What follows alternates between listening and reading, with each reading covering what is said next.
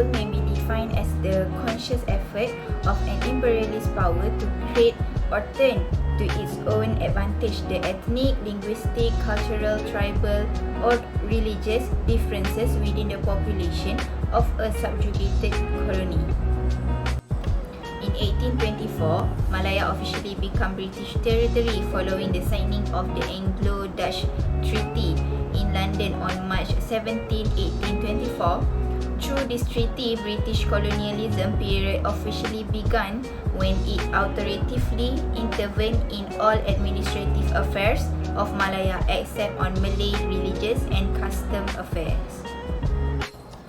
The implementation of divide and rule policy is the first one is treaties.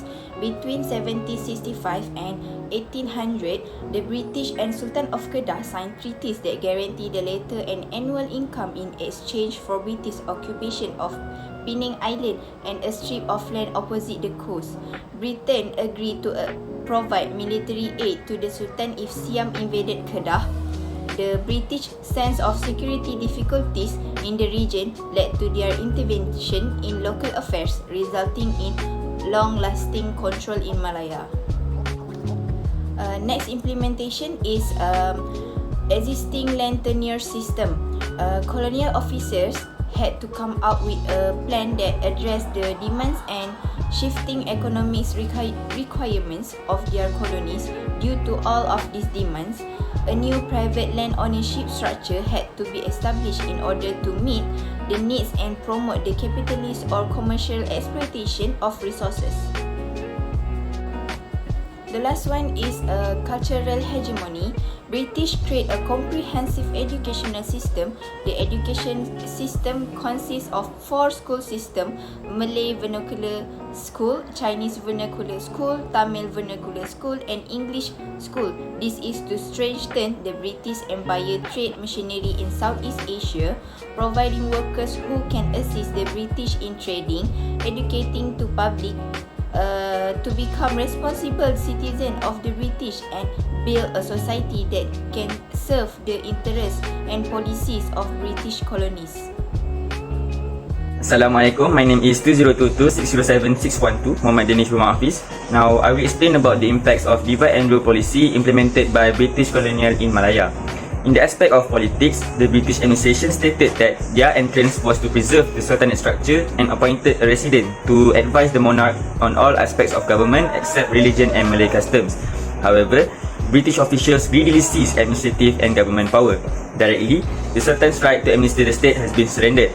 The loss of the sultanate's power symbolized the loss of independence and sovereignty of the Malay rulers and their people. Using divide and rule tactics, the British created tensions among Malayans, many ethnic groups as well as between the sultans. Next, the priority of communities with the presence of Chinese and Indians has caused political activities to exist separately.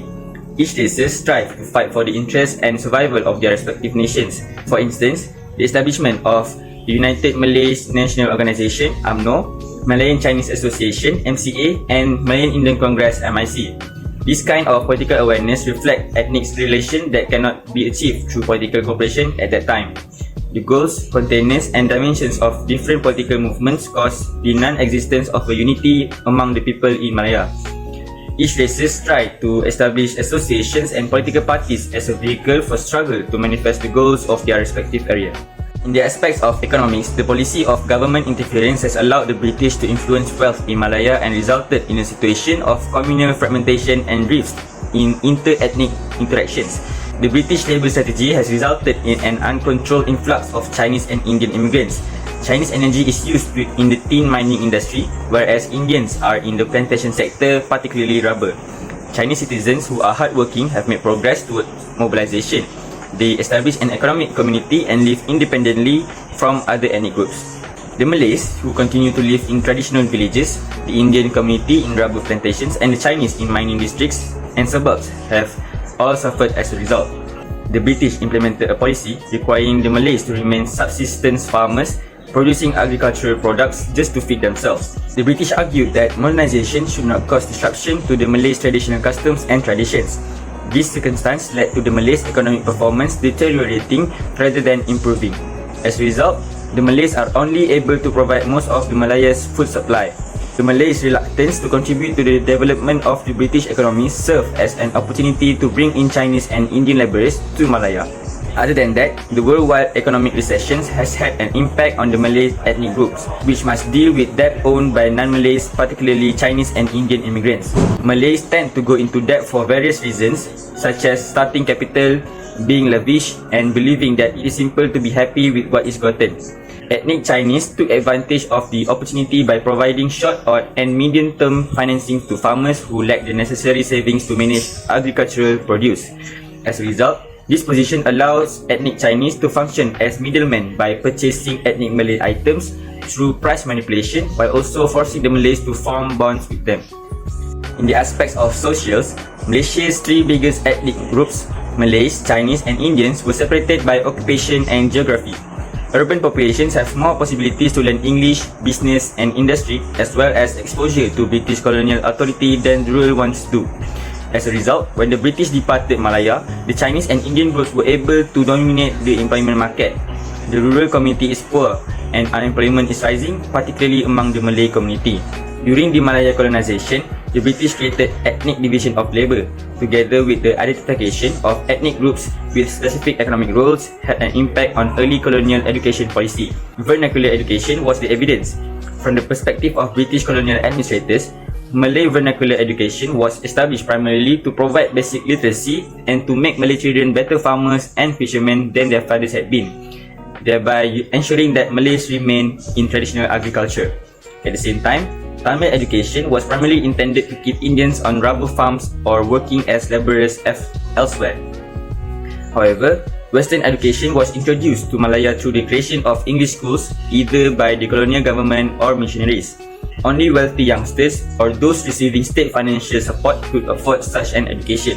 However, their education was mostly colonial in origin, and their exposure to Western civilization was rather superficial, focusing on features of lifestyle rather than philosophy, logic, science or art. Resistance and responses of divide and rule policy in Malaya. First, yearly resistance movement. Malay nationalist resistance was caused by Malay nationalists reacting to various colonization policies by the British after the World War II. The British manipulated the ideological divide in the nationalist movement, emphasizing the difference between Malay or non-Malay, elite or non-elite, and right or left group. British implemented a policy of divide and rule to suppress political uprising against their rule in Malaya. The British used their power by highlighting division among different groups, such as ethnic, social, and political. They aimed to weaken collective resistance. Impact of World War II. The British implemented the Scorched Earth policy, destroying rubber trees, batteries, mines, and machinery before leaving. The Japanese occupation and economic interruption. That is, during the World War II, Japan occupied Malaya 1942 until 1945. Their presence disrupted the economy and caused significant changes. World War II disrupted Malaya economy, intensified ethnic tension, and shaped resistance movement against both Japanese and British rules. Lastly, post-war nationalist movement. United Malay National Organization (UMNO), which in 1946, Dato' Onn bin Jaafar founded UMNO as a vehicle for Malay nationalism and political firmness. UMNO was formed in response to the British plan for a Malayan Union, which threatened Malay political rights and sovereignty. It's clear that the post-war nationalist movement in Malaya, especially UMNO, play an important role in opposing British policy and demanding independence. Conclusion: the British colonial divide and rule policy in Malaya. British colonial divide and rule policy in Malaya had significant and enduring consequences for the region. However, the policy also entrenched deep-seated ethnic division that have persisted long after the end of colonial rule. The divide and rule strategy served the British colonial interests by ensuring control and minimizing resistance. It also left a complete and fragmented society. In its wake, British divide and rule strategy succeeded in ensuring colonial control.